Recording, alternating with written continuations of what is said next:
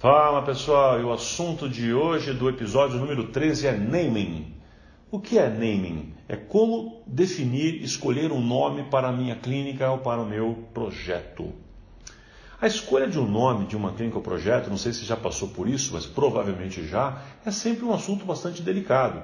Principalmente pelo fato de que ele envolve gosto pessoal e tem uma questão envolvida quem é a pessoa que está de alguma forma envolvida com um projeto. O que eu quero dizer com isso? Para algumas pessoas, elas vão defender fortemente que uma ou outra característica faça parte obrigatoriamente do nome, enquanto outra pessoa, talvez o sócio ou as pessoas que estão envolvidas com o projeto, não necessariamente pensem da mesma forma. Então eu quero contar para vocês algumas dessas possibilidades para a gente pensar em nomes. Vou dar algumas dicas para que a gente possa pensar em nome, ok? Vamos lá. Uma delas é quando o nome é descritivo. Então, o que é fazer um nome descritivo? O exemplo seria Hospital do Coração, a Casa do Pão de Queijo, Banco do Brasil. Você entende o que eu quero dizer com isso? O nome da empresa, o nome da clínica, o nome, enfim, da organização, ela carrega uma descrição. Então já fica óbvio, falando Banco do Brasil ou Casa do Pão de Queijo, do que se trata. Hospital do Coração, eu já consigo entender com o próprio nome, pela descrição dele, o do que se trata. Então uma opção que você tem do naming, da escolha do nome, é ser óbvio, ou seja, descritivo. Clínica de olhos, entende? Sei lá, Hospital da Visão, para ser algo da mesma linha de oftalmologia aí. Enfim, por aí vai. Outra possibilidade do naming é quando a gente usa sigla. Por exemplo, IBM, HP, BMW. Então, são uma infinidade de empresas aí que utilizam siglas.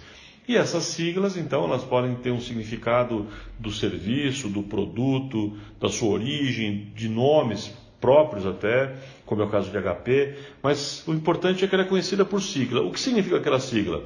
A princípio, para quem está ouvindo a sigla de uma forma direta e pela primeira vez, não significa nada. Então, é necessário, nesse caso, que haja uma explicação e ao longo do tempo, ao longo do relacionamento daquela marca com o seu público-alvo, as pessoas vão, ao longo do tempo, aprendendo o que ela significa. Mas o nome, nessa escolha de sigla, não precisa necessariamente dizer o que ela faz. Então, é importante a gente entender, se a escolha é uma sigla, a sigla não precisa necessariamente carregar o que faz. A explicação do que ela faz talvez seja num slogan ou num complemento do nome, mas não necessariamente nela. Por exemplo, se eu colocar IBM, não vão saber o que se trata. Mas se eu colocar IBM Computadores, aí eu teria uma pista muito forte do que se trata. Uma terceira possibilidade, então, para o naming, é quando o nome é inventado. O que é um nome inventado? É quando tem uma palavra que não significa nada. Por exemplo, Häagen-Dazs é um nome completamente inventado. Lego não é uma sigla, é uma conjunção de palavras que juntou duas palavras e virou a palavra Lego.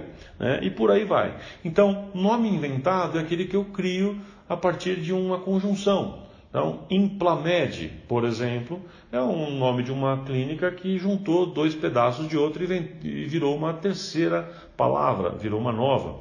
Confidente. Então, ela juntou uma palavra de confiança com dente e virou uma nova palavra, que é, por exemplo, confidente aí. Ok? Então, isso é a possibilidade de um nome inventado. Existe uma outra possibilidade, uma quarta possibilidade aqui, que é quando o nome é sugestivo de uma experiência ou de um sentimento do cliente. Então isso aí a gente pode englobar num único grupo. Então, por exemplo, Comfort. Comfort tem a ver com o sentimento, com a experiência do cliente de alguma maneira. Sempre Livre é uma marca que tem a ver com a experiência, com o sentimento, é um nome sugestivo de alguma coisa. Antártica, para cerveja, que se remete à sugestão do gelado da Antártica. Hot Wheels, dos carrinhos lá de brinquedo. Então são nomes que de alguma forma correspondem a uma experiência, um sentimento ou a uma sugestão do que aquela empresa faz. Embora não seja direto, ela dá uma sugestão. Diferente do descritivo, que é direto, o nome sugestivo é indireto. Uma outra possibilidade, então, que a gente tem também é quando é um nome próprio, que pode ser um nome ou um sobrenome. Mas exemplos clássicos poderiam ser Walt Disney, né? Walt Disney, poderia ser Ford, poderia ser Tomás, que é a minha empresa, McDonald's, que é o sobrenome dos irmãos que fundaram a primeira lanchonete da rede. Então, a utilização de um nome próprio ou de um sobrenome também é extremamente utilizada no mundo, né?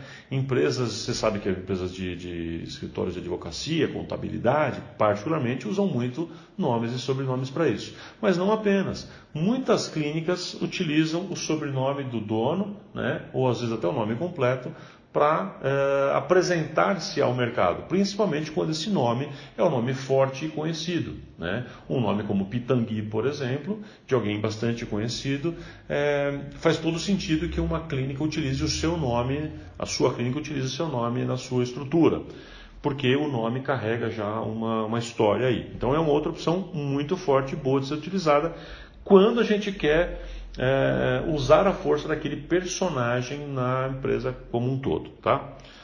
Uma outra possibilidade que a gente tem é quando a gente faz uma referência ao local. Como assim uma referência ao local? Eu posso fazer uma referência à cidade onde eu estou, à rua onde eu estou, ao bairro onde eu estou, ao país onde eu estou, ou ao de origem, né? Ou ao estado, enfim. Então, eu posso, vou dar um exemplo, sei lá, Paulista Burger. Então, é uma lanchonete que está na Avenida Paulista, ou é do estado de São Paulo. Eu posso usar lojas pernambucanas, que se refere à origem de uma loja que quer dizer que ela tem referência ao estado de Pernambuco. Shopping 25. Não sei se você conhece, mas Shopping 25 é um conjunto de lojas, né, um shopping center, na rua 25 de março, referente à região da rua 25 de março em São Paulo, que todo mundo sabe que é uma referência a lojas que trabalham com produtos com um preço mais em conta, vamos chamar assim. Então, você pode ter uma loja nos Estados Unidos que chama Churrascaria Brasil, porque ela está se referindo ao seu país de origem, ao método de origem, a produtos de origem. Então, pode ser aonde eu estou, pode ser o nome da minha rua, pode ser a cidade de onde eu vim. Então, usar uma cidade de origem, uma região de origem, ao local de origem, o próprio nome da rua. Então, você está numa rua chamada Tamandaré, então você pode ser Clínica Tamandaré. Percebe? Que pode ser perfeitamente assim. Você está numa cidade chamada Boa Vista, então sua clínica chama Clínica Odontológica Boa Vista. E por aí vai, ok? E por fim, a gente pode também fazer uma clínica com o nome, usando como referência, como base para o naming, o público-alvo. Ou seja, o tipo de público que eu tenho. E aí, o tipo de público que eu tenho pode ser mulheres, podem ser crianças, podem ser idosos, podem ser pessoas com algum tipo de patologia. Então, por exemplo, uma clínica para mulheres poderia se chamar Woman Clinic, sei lá, uma clínica para homens, então é Men's Health, algo parecido. Uma clínica para criança ou para adolescente, então é Sorriso Teen, e por aí vai. Entende? Então o nome pode ser feito com base também no perfil do público-alvo. Isso deixa claro o que a gente pretende fazer. Uma clínica, existem clínicas, por exemplo, que usam um nome premium, né? Deixando claro que tenta atender uma categoria da população de uma forma diferenciada, um público mais para o A1. Essa é a ideia. Então, olha quantas possibilidades que a gente vê de naming, né, para a gente construir um nome, muito mais do que você talvez imaginava. Então, eu posso ter um nome descritivo, um nome por sigla, um nome inventado, um nome sugestivo de experiência ou sentimentos do cliente, nomes ou sobrenomes próprios, referência ao local ou referência ao público-alvo que eu tenho. Na verdade, gente, existem muitas outras possibilidades ainda, mas essas são, digamos, as mais comuns, as mais importantes. A gente consegue, nessas possibilidades que a gente colocou aqui, concentrar as grandes e maiores possibilidades de naming. Então, você tem um próximo projeto, uma próxima clínica que você está montando, olha aí, faz o exercício. Começa a pensar em cada uma dessas possibilidades aqui, que você vai ver que a sua mente abre para diversas outras possibilidades. Todas elas têm seus prós e contras, todas elas podem ser muito boas para o seu negócio. E lembre de um detalhe final. Independente do nome que você escolher agora, você vai trabalhar o nome na sua comunicação. E o relacionamento que você vai ter com o mercado é que vai dizer se esse nome é bom ou não. Não é apenas uma palavra, se a palavra que você escolheu, é se a continuidade deste nome, no relacionamento que você tem com o mercado, se ele é bom ou não. E aqui cabe ainda algumas dicas finais. Uma dica final que eu preciso te falar com relação ao naming é se aquela palavra que você está usando, ainda que seja um sobrenome, ainda que seja de alguma maneira uma sigla, não importa, que ela tenha uma sonoridade fácil, que as pessoas possam dizer sem muita dificuldade e de preferência que consigam escrever também sem dificuldade, né? Às vezes a palavra pode soar mal em um dialeto ou em outro idioma. Então procure nomes que soem bem, que não sejam, sei lá, um palavrão, uma palavra inadequada em outro idioma. Tem um caso famoso que quando, se eu não estou enganado, a Pepsi foi lançar um refrigerante de Guaraná aqui no Brasil, isso nos começos dos anos 90, ela contratou uma empresa que tinha um software, que o software supostamente definiria o nome ideal. E esse nome que foi inventado na época para o refrigerante, que deram como o nome internacional para lançar esse refrigerante novo de Guaraná, era Josta. Você imagina o que seria para a empresa lançar aqui no Brasil um refrigerante com este nome? Ou seja, alguém não prestou atenção nisso. E por aí vai. Tem várias empresas que estão no Japão, estão em outros países e que chegam no Brasil, aquele nome não vai soar muito bem na nossa língua. E talvez você tenha visto algumas brincadeiras com isso pela internet e de nomes que são reais por aí. Enfim, então veja se a sonoridade é clara, se a forma de escrever, de pronunciar é boa, porque se ela for muito complexa, isso pode dificultar.